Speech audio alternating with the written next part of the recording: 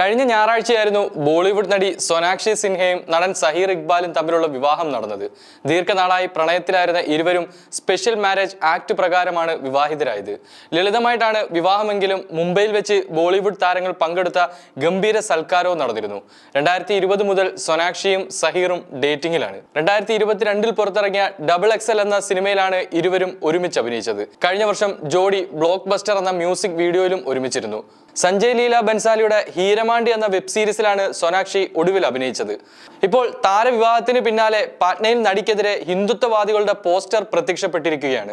സോനാക്ഷിയുടെയും സഹീറിന്റെയും കല്യാണത്തെ love ജിഹാദ് എന്ന് വിളിച്ച ഹിന്ദു ശിവഭവാനി സേന എന്ന സംഘടന നടിയെ ബീഹാറിൽ പ്രവേശിക്കാൻ അനുവദിക്കില്ലെന്നും ഭീഷണി മുഴക്കിയിട്ടുണ്ട്.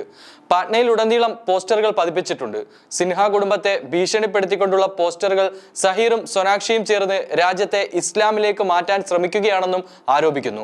സോനാക്ഷിയുടെ പിതാവും നടനും തൃണമൂൽ കോൺഗ്രസ് നേതാവുമായ ശത്രുഘ്നൻ സിൻഹയ്ക്കും സംഘടനാ ഭീഷണി സന്ദേശം അയച്ചിട്ടുണ്ട്.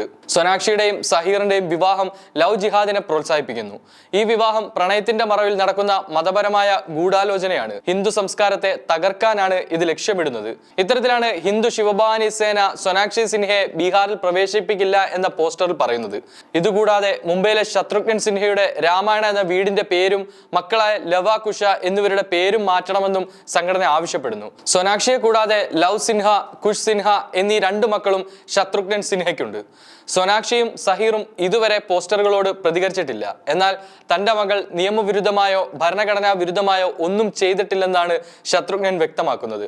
ആർക്കും ഇടപെടാൻ അവകാശമില്ല. എല്ലാ പ്രതിഷേധക്കാരോടും ഞാൻ പറയുന്നു, പോയി ഒരു ജീവിതം നേടൂ, നിങ്ങളുടെ ജീവിതത്തിൽ എന്തെങ്കിലും പ്രയോജനം ചെയ്യൂ എന്നാണ് അദ്ദേഹം പറയുന്നത്. തന്റെ മകന്റെ വിവാഹം മതാചാര പ്രകാരമായിരിക്കില്ലെന്ന് സഹീറിന്റെ പിതാവും ഇക്ബാൽ രത്നാസി നേരത്തെ വ്യക്തമാക്കിയിരുന്നു.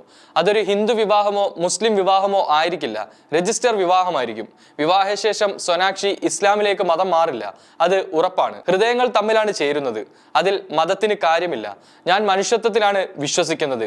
ദൈവത്തെ ഹിന്ദുക്കൾ ഭഗവാൻ എന്നും മുസ്ലിങ്ങൾ അള്ളാഹു എന്നും വിളിക്കുന്നു. പക്ഷേ അവസാനം നമ്മളെല്ലാം മനുഷ്യന്മാരാണ്. സഹീറിനും സോനാക്ഷിക്കും എൻ്റെ അനുഗ്രഹങ്ങൾ ഉണ്ടാകുമെന്നാണ് ഇക്ബാൽ പറഞ്ഞത്.